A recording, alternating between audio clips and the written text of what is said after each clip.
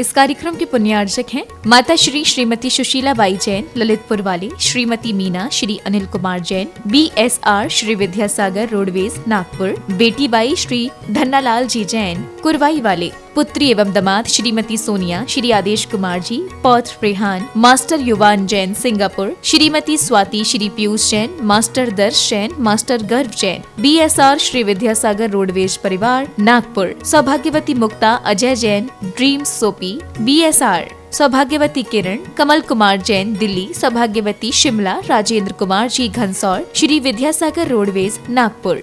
जय जिनेंद्र दर्शकों, मैं शिवाली जैन और आप सभी का हार्दिक स्वागत है जिनवाड़ी चैनल पर। दर्शकों, बहुत सौभाग्यशाली होते हैं वे लोग जिनके नगर में संत महात्माओं का मंगलागमन होता है, क्योंकि उनके दर्शन और आशीर्वाद से श्रद्धालुओं का जीवन तो धन्य होता ही है, साथ ही उनके चरण कमल पड़ने से नगर की भूमि भी पावन हो जाती है। कुछ ऐसा ही सौभाग्य प्राप्त हुआ महाराष्ट्र राज्य के नागपुर वासियों का। दर्शकों, नागपुर के श्री पार्श्वनाथ दिगंबर जैन मंदिर सदर में 14 दिसंबर एवं परवारपुरा में 15 दिसंबर 2024 को गुरु भक्तों ने परम पूज्य निर्यापक श्रमण मुनि श्री 108 वीर सागर जी महाराज सत्संग और परम पूज्य आरिका श्री 105 गुरुमती माता जी सत्संग की भव्य मंगल अगवानी की। तो आइए दर्शकों देखते हैं इस भव्य अगवानी के अविस्मरणीय दृश्य। परम पूज्य संत शिरोमणि आचार्य श्री 108 विद्यासागर जी महाराज एवं परम पूज्य नवाचार्य श्री 108 समय सागर जी महाराज के मंगल आशीर्वाद से महाराष्ट्र राज्य के प्रसिद्ध शहर नागपुर में परम पूज्य निर्यापक श्रमण मुनि श्री 108 वीर सागर जी महाराज सत्संग एवं परम पूज्य आरिका श्री 105 गुरुमती माता जी सत्संग का भव्य मंगल प्रवेश हुआ। नागपुर के श्री पार्श्वनाथ दिगंबर जैन मंदिर सदर में 14 दिसंबर एवं परवारपुरा में 15 दिसंबर 2024 को जैन उपासकों ने बड़े ही भव्यता के साथ पूज्य गुरुवरों की मंगल अगवानी कर नगर के वातावरण में भक्ति का संचार किया। मंगल विहार के दौरान 14 दिसंबर को पूज्य गुरुवर सत्संग ने श्री पार्श्वनाथ दिगंबर जैन मंदिर में पहुंचने पर भक्तों द्वारा उनका पाद प्रक्षालन कर गगन भेदी जयकारे लगाए गए, जिसके बाद पूज्य गुरुवर ने प्रभु को नमन वंदन किया। नमन वंदन के बाद कार्यक्रम में उपस्थित महानुभावों ने प्रभु के चित्र का अनावरण कर मंगल दीप प्रज्वलित किया। दीप प्रज्वलन के पश्चात पुण्यशाली जैन उपासकों ने पूज्य गुरुवर का पाद प्रक्षालन कर उन्हें श्रीफल एवं शास्त्र आदि भेंट कर उनका मंगल आशीष प्राप्त किया।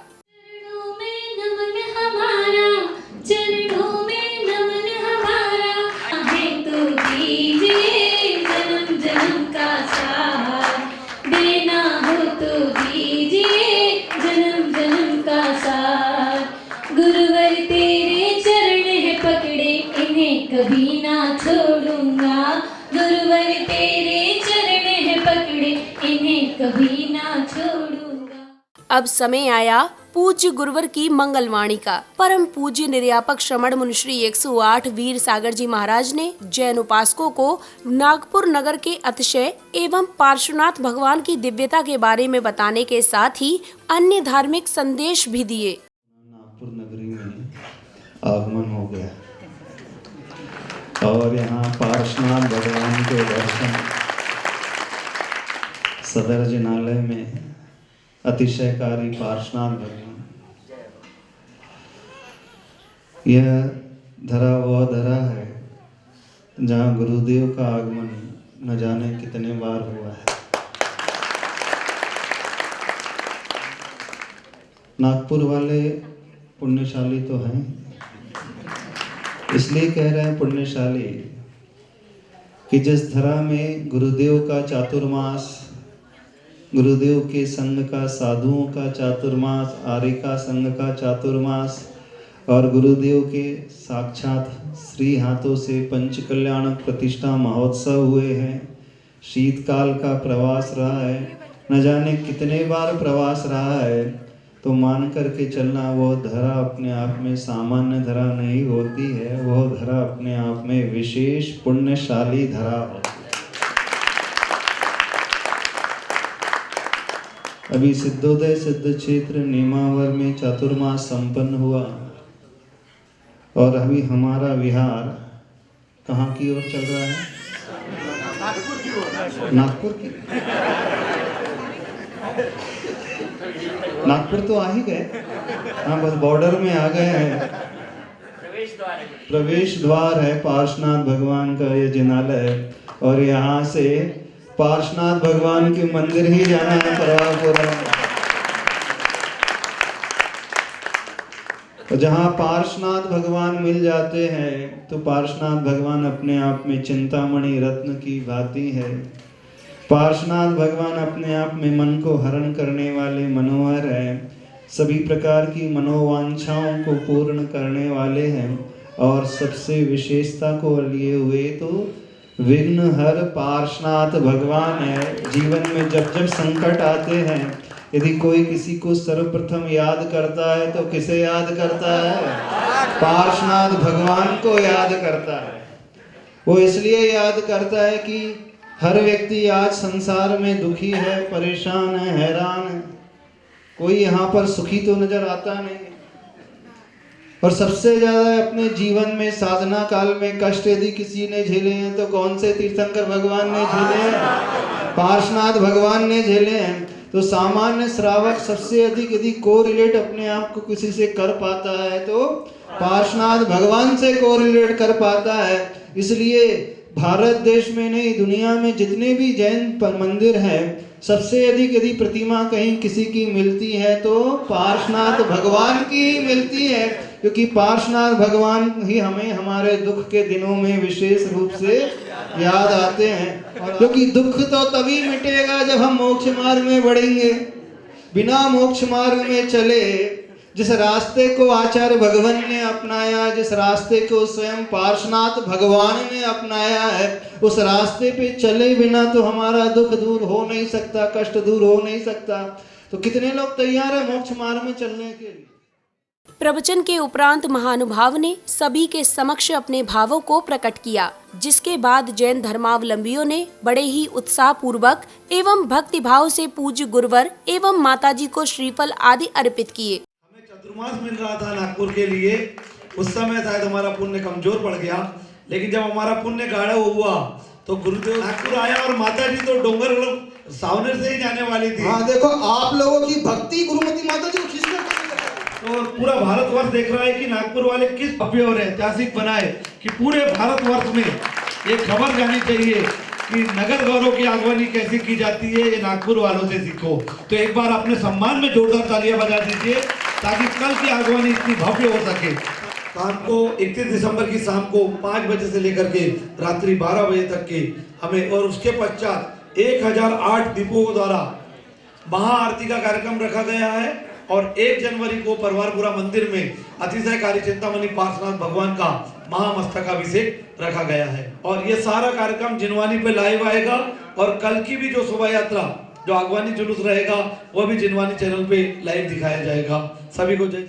15 दिसंबर 2024 को परम पूज्य निर्यापक श्रमण मुनि श्री 108 वीर सागर जी महाराज, परम पूज्य शुल्लक श्री 105 मनन सागर जी महाराज, विचार सागर जी महाराज, मगन सागर जी महाराज, विरल सागर जी महाराज एवं परम पूज्य आरिका श्री 105 गुरुमती माताजी सत्संग की अगवानी के लिए प्रातः बेला में ही श्रद्धालु बैंड बाजों सहित नगर की सीमा पर पहुँचे और गुरुवर का मंगल आशीर्वाद प्राप्त किया।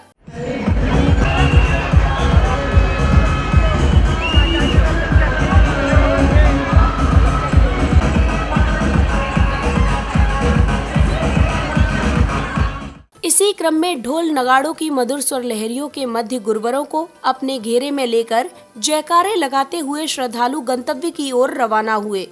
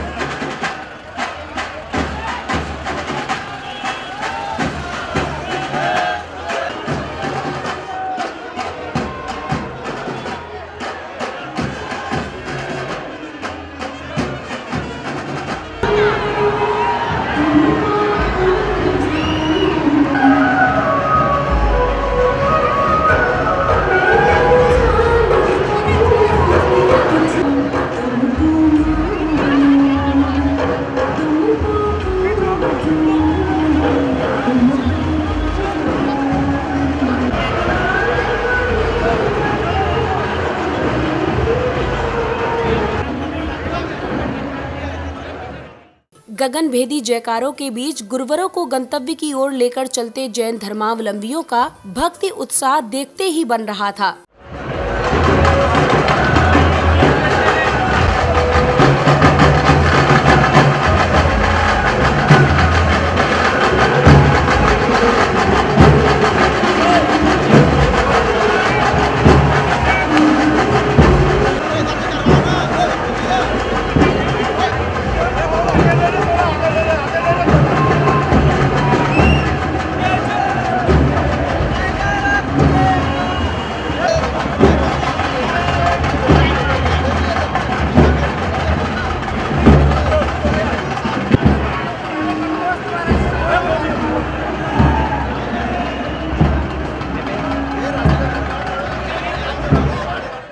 इस बीच धर्म ध्वजा को थामे गुरुभक्त, भक्ति में झूमते श्रद्धालु सुशोभित रथ आदि नगर के वातावरण में गुरु भक्ति का संचार कर रहे थे।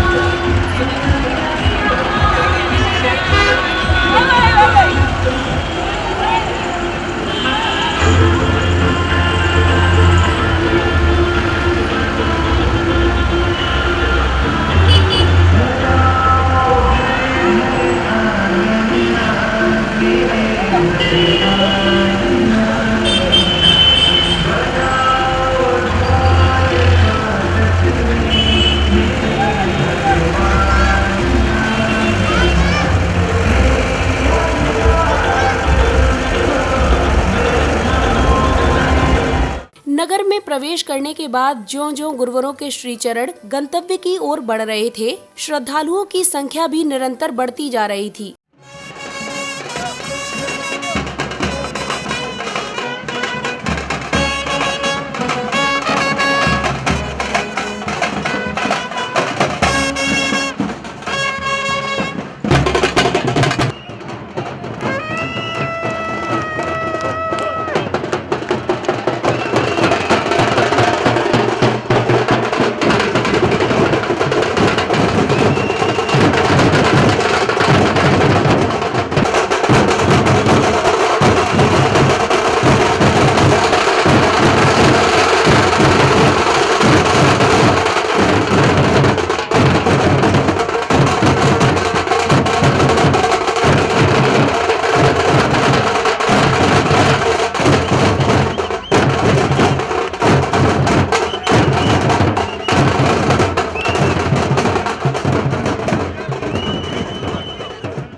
इधर विभिन्न स्थानों पर प्रतीक्षा करते श्रद्धालु परिवार गुरुवरों के दर्शन होते ही पाद प्रक्षालन के साथ आरती कर स्वयं को धन्य अनुभव कर रहे थे।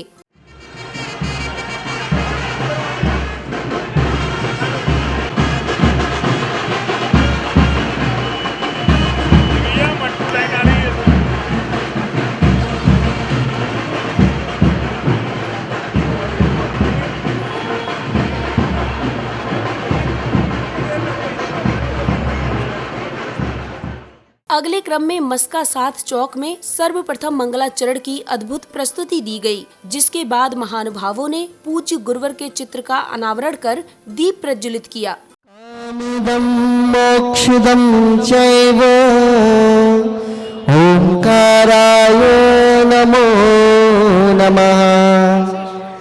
मंगलं भगवान वीरो मंगलं मंगलम कुंदिकुंडाध्यो जैन धर्मोस्तु मंगलम। सर्वमंगल मांगल्यम सर्वकल्याणकारकम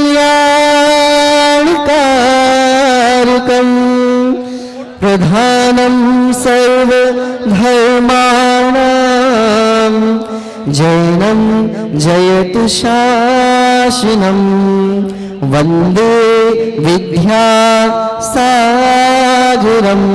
जय बोलिए परम पूज्य निरापक श्री वीर सागर जी महाराज की, समस्त मुनियार का संघ की।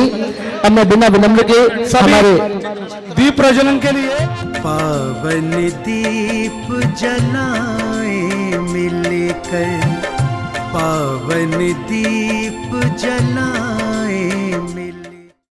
दीप प्रज्वलन के उपरांत जैन उपासकों ने श्रद्धा भाव के साथ पूज्य गुरुवरों एवं माता श्री को श्रीफल भेंट कर उनका मंगल आशीष प्राप्त किया।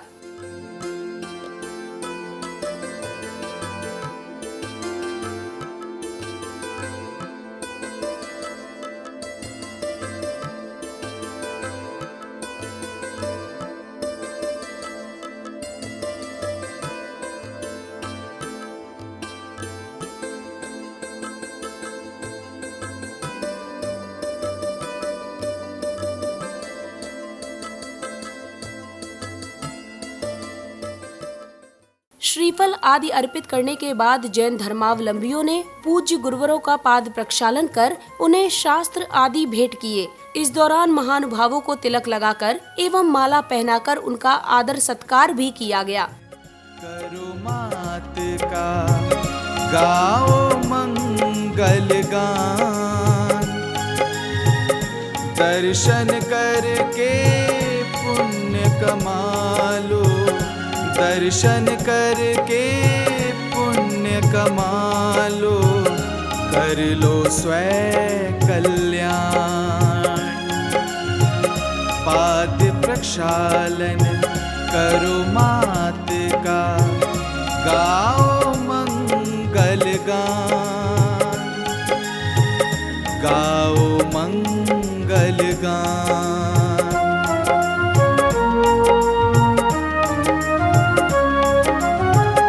दर्शन माँ के हो जाए हमें, वर्षों से थी अभिलाषा। श्री जी के दर्शन पाकर के पूर्ण हुई है सब।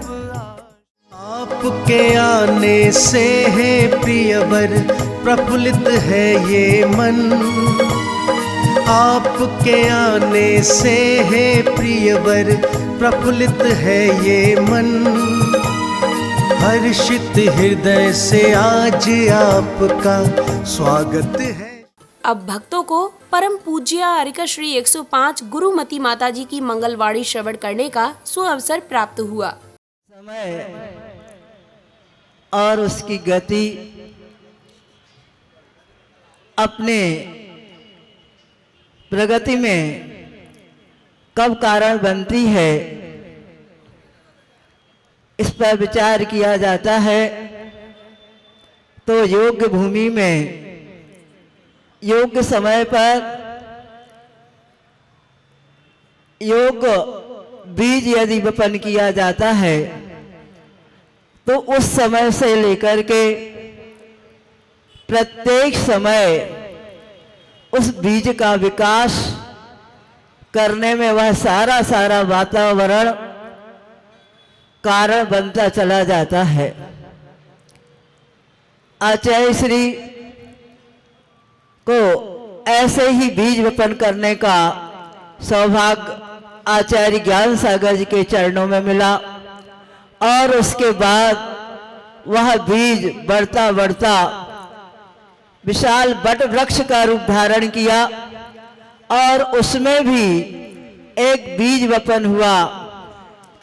वह पहले ब्रह्मचारी एलक क्षुल्लक मुनि महाराज और आज उस विद्या और ज्ञान के पर्याय स्वरूप अभिनव आचार्य परमेश्वरी श्री समय सागर जी मुनि महाराज के रूप में हम सबके सामने आया और उसी में आज्ञा के अनुसार महाराज श्री भी चल करके आज यहाँ तक आए हैं। हमें विश्वास ही नहीं था कि हम इस रास्ते पर आए हैं, लेकिन हम नागपुर आएंगे स्वप्न में भी नहीं था। सभी लोग भोपाल से जब बिहार किया तो लोग कहने लगे किस रास्ते पर जा रही हैं माता जी, ये तो अपरिचित है, लोग इसमें श्रावक गण भी नहीं मिलते हैं, कहाँ पर कैसे बिहार होगा। और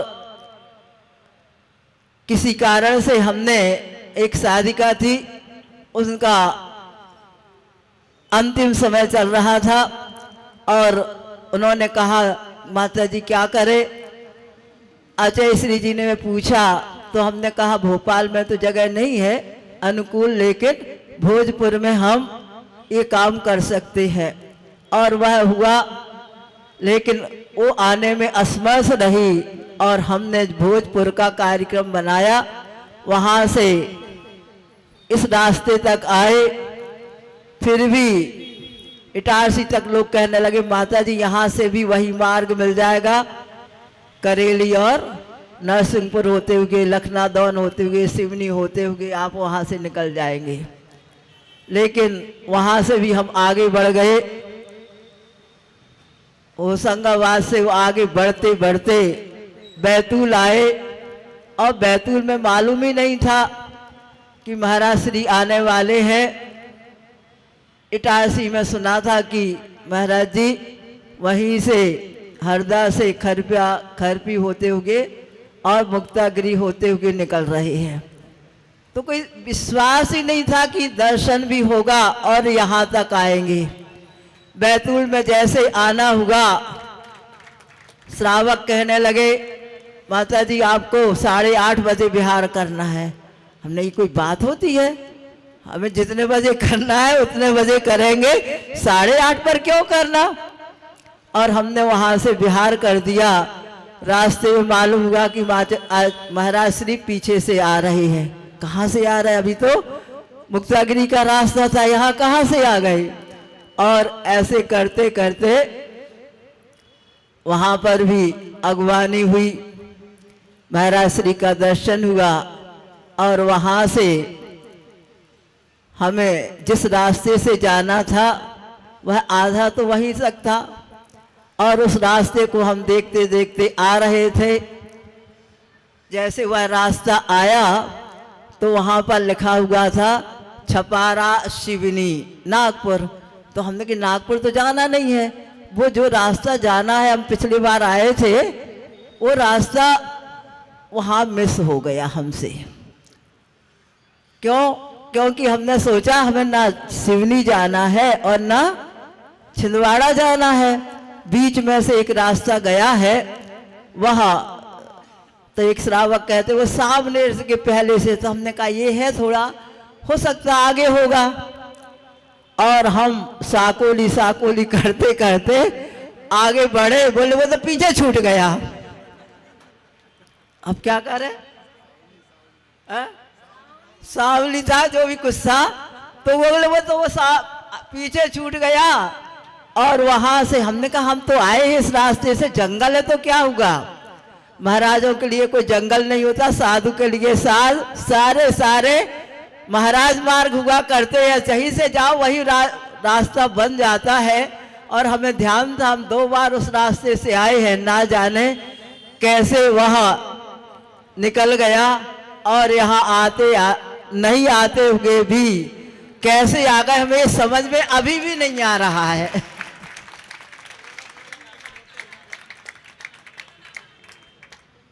हमने खजुराहो समाचार भेजा आचार्य श्री के पास। आचार्य श्री, हमें जिस रास्ते से जाना था वो रास्ता तो निकल गया है, अभी एक रास्ता दिख रहा है खापा कौन सा। हाँ, तो हमने कहा उस रास्ते से निकल जाए, क्या करें, हमें समझ में नहीं आ रहा इस रास्ते का, तो हमने विचार ही नहीं किया था अब क्या करें। महाराज जी ने कहा उससे कह दो जिस रास्ते से गई थी अब जो अनुकूल हो रहा है उस रास्ते से निकल जाओ। अब हम इस ढंग से यहाँ तक आ पाए हैं। लोगों की धारणा है कि माता जी पूस में विहार नहीं करती। सब लोगों की धारणा, हम विहार भी कर रहे होंगे और पूस महीना भी होगा तो कहते महाजी माता जी पूस में विहार नहीं करती। अरे भैया, प्रारंभ में नहीं करते हैं, ऐसा नहीं है कि चल रहा है तो कहीं भी रुक जाए। और ऐसे करते करते हम, वैसे ये भी बात है कि पूस मास में ठंड विशेष पड़ती है और दिन बहुत छोटे होते हैं। तो आचार्य श्री को जब समझ में आया तो कहने लगे हाँ, पूस में विहार नहीं करना चाहिए, शीत विशेष होती है और उस समय कई प्रकार के रोगों का प्रकोप हो सकता है। उस प्रकोप के कारण से भी इस माह में विहार नहीं करना चाहिए। इसी क्रम में परम पूज्य निर्यापक श्रमण मुनिश्री 108 वीर सागर जी महाराज ने नागपुर के जैन समाज की एकता के बारे में बताने के साथ ही भक्तों को अन्य जीवनों उपयोगी संदेश भी दिए। नागपुर वालों ने दिखा दिया कि सारी जैन समाज एकता के सूत्र में बंधी हुई है, और जब व्यक्ति ये ठान लेता है तो दुनिया में कुछ भी असंभव नहीं रहता है। असंभव से असंभव लगने वाला कार्य भी संभव हो जाता है। ये जिनालय जो सामने दिखाई दे रहा है, एक समय लगता था कि इस कंजस्टेड एरिया में, जहां पूरा का पूरा रश वाला एरिया है, व्यापार वाला एरिया है, जहां आरसीसी के मंदिर खड़े नहीं हो सकते, इतना विशाल पाषाण का जिनालय कैसे खड़े हो सकता है, कैसे क्रेन आएंगी, कैसे व्यवस्था बनेगी। लेकिन आचार्य भगवान ने जो सपना देखा था, आज यह सपना फलितार्थ होते हुए नजर आ रहा है। आज वह दृश्य याद आ रहा है जब 2013 में आए थे ना, साईं बाबा बेकरी के समय रोड के सामने प्रवचन हो रहे थे। आज भी रोड पे ही प्रवचन हो रहे। वाइस चांसलर आने वाले थे, शायद वो नहीं आ पाए, उन्हें आने में विलंब था। आचार्य भगवान ने संकेत कर दिया कि नहीं, हमसे कुछ बुलवा दो। याद है ना वो दृश्य? बस वही दृश्य आज तरोताजा हो रहा है। जब जब सामने दृष्टि इस जिनालय की ओर जाती है तो पूज्यवर गुरुदेव का चेहरा और उनकी भावना और उनका आशीर्वाद एकदम ऐसा लग रहा है कि आचार्य भगवान भी आज भी बैठे बैठे इस जिनालय को आशीर्वाद दे रहे हैं और सारी नागपुर समाज को आशीर्वाद दे रहे हैं। जो गुरुदेव ने सपना देखा, पहले सबको असंभव सा लगता था। जितने लोग हैं, चाहे वो निर्माण कमेटी वाले हों, ट्रस्ट कमेटी वाले हों, अन्य मंदिर वाले हों, सबके मन में यह प्रश्न उठता था कैसे जिनालय बनेगा। और लेकिन देखो, ये जिनालय अब बनने की ओर अग्रसर नहीं बल्कि पूर्णता की ओर अग्रसर है। शीघ्र अतिशीघ्र वह दिन आएगा जब पूरा संघ, अभी तो चतुर्विध संघ आया है लेकिन गिनती 9 की है, पूरा संघ जब गिनती 100 से भी ऊपर होगी और पंचकल्याणक प्रतिष्ठा महामहोत्सव होगा। आचार्य भगवान हमारे बीच में नहीं है, लेकिन अभिनव आचार्य श्री समय सागर महाराज जी तो हमारे बीच में आज भी हैं। और उनके जब हम दर्शन करते हैं तो आचार्य भगवान की छवि ही उनके आंखों में नजर आ जाती है, हमें कोई भेद नजर नहीं आता। गुरुदेव का परोक्ष में आशीर्वाद आज भी वैसा ही है और समय के अनुसार यह मंदिर शीघ्र अतिशीघ्र बनकर के तैयार होगा और बहुत अतिशयकारी पंचकल्याणक संपन्न होगा। जिन जिन लोगों ने यहाँ भावना भाई है वो भावना व्यर्थ नहीं जाने वाली है। जब लोग सारे देश के लोग सुनते हैं कि एक समाज, एक छोटी सी समाज ने इतना बड़ा विशाल जिनालय बनाने का संकल्प कैसे ले लिया, क्योंकि आचार्य भगवान ने उस समय कहा था इस मंदिर के निर्माण के लिए दान जो है बाहर से नहीं आएगा, मंदिर का निर्माण का दान जो होगा यही नागपुर की समाज मिलकर के करेगी। और आप लोगों ने दिखा दिया, भले ही आप छोटे से घर में रह रहे हो, भले ही आपकी दुकान छोटी सी है, लेकिन दिल और समर्पण का भाव बहुत बहुत विशाल है। जब ये समर्पण का भाव जागृत हो जाता है तो कोई भी कार्य असंभव नहीं रहता है। आप लोगों ने, सारी नागपुर की समाज ने दिखा दिया है कि यदि हम ठान ले और आचार्य भगवान ने जो आशीष दिया, आचार्य भगवान की जो कामना थी, हम उसे मिलकर के कार्य पूरा कर सकते हैं। जब 2 वर्ष पूर्व पूज्यवर निर्यापक श्रमण श्री योग सागर महाराज जी का चातुर्मास हुआ, उस चातुर्मास की उपलब्धि तो इस समय एकदम अप्रतिम उपलब्धि थी। पहले लग रहा था कि कैसे कार्य संभव होगा, पूज्यवर योग सागर महाराज जी का जो आगमन हुआ और उस चातुर्मास में जो प्रगति इस मंदिर के लिए मिली, वो प्रगति अद्भुत प्रगति थी। उसे देख करके, उसे सुन करके तो हर कोई हतप्रभ रह जाता था, क्योंकि वो कार्य तो सिर्फ आचार्य भगवान ही कर सकते थे।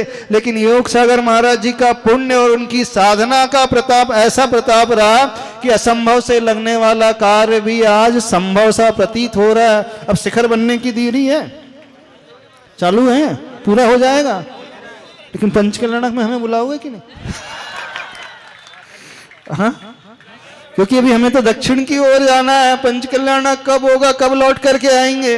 वैसे सिद्धोदय सिद्ध क्षेत्र नेमावर में चातुर्मास हुआ, जाना तो दक्षिण की ओर था, पर विचार आया कि अब कब दर्शन होंगे, इसलिए रूट नागपुर से होकर के बना लिया। हारिका माता जी कह रही थी ना कि हम कहाँ से बिहार की कब आए थे, पर रूट नागपुर की ओर बन गया। वो अनायास ही बना है। जब न चाहते हुए भी साधु के चरण, संघ के चरण पड़ने लगे तो समझना कोई अद्भुत शक्ति अपने आप में खींचने वाली है। कोई चुंबकीय आकर्षण होता है जो खींचता है, क्योंकि वो आकर्षण ऐसा गजब का आकर्षण का होता है, हम कितने भी बैरियर सामने रख दे, हर बैरियर जो है दूर हो जाता है, हर बाधा जो दूर हो जाती है, वो बाधा दूर करने वाली कोई अद्भुत शक्ति है। और वह शक्ति आचार्य भगवान के रूप में ऊपर विराजित शक्ति है। आचार्य भगवान चाह रहे थे कि संघ का आगमन और विहार इस ओर से हो, तो हम कितना भी सोचे नहीं जाना तो अपने आप ही पांव उस ओर मुड़ जाएंगे, और मुड़े ही नहीं बल्कि थम भी जाएंगे। थम भी जाएंगे कि नहीं? आप कितने दिन थमते हैं ये तो अब आपकी वर्तमान की भक्ति बताती है। जैसी भक्ति होगी उसी के अनुरूप प्रसाद मिलने वाला है, और वह प्रसाद ऐसा हो कि भरपेट एकदम भरता चले जाए, वो तृप्ति ही न हो, ऐसी भक्ति करके दिखाना है। अभी भक्ति के प्रताप से आचार्य भगवान का आगमन इस नागपुर नगरी में हुआ है। अब ऐसी भक्ति करके दिखाना है कि अभिनव आचार्य भगवान का भी आगमन बहुत शीघ्र इस नागपुर नगरी में हो जाए। पर वो कैसे संभव होगा? मात्र भावों से नहीं होगा। भावों से हो जाएगा? भाव हम अपने घर में रह करके बना सकते हैं। मंदिर की पूर्णता तो भावों के साथ साथ द्रव्य की भी होना चाहिए, और वह त्रिकाल 2472 प्रतिमाएं और गर्भगृह की 5 कितनी 20 प्रतिमाएं।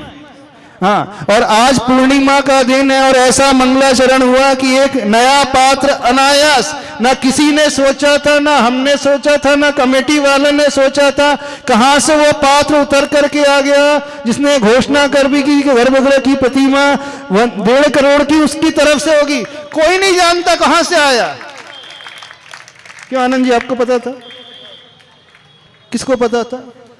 हम सोच किसी और के बारे में रहे थे, लेकिन निकल करके कोई और ही आ गया। तो ये कहलाता है दाने दाने पर लिखा है खाने वाले का नाम।